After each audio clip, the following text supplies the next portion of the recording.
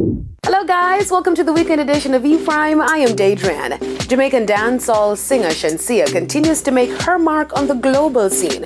This week, she was a part of the advertising campaign for British sports fashion retailer JDS Sports and German sportswear Adidas. The rebel singer was seen here sporting Adidas's leopard print leggings paired with a black pullover with the brand's black and white stripes logo substituted by leopard streaks. Now, this is not Shenseea's first time working with international brands, as she is an ambassador for UK-based retailer Pretty Little Things and the first Jamaican brand ambassador for lingerie brand Savage x Fenty. Yush goes mega. The prominent party brand Yush has revolutionized itself with the introduction of Yush Mega.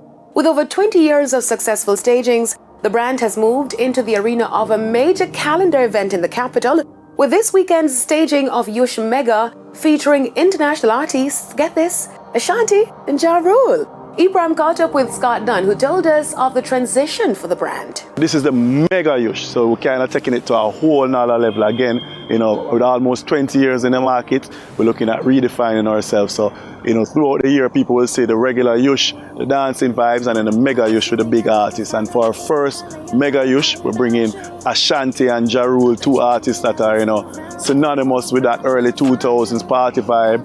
Artists that have delivered time and time and again.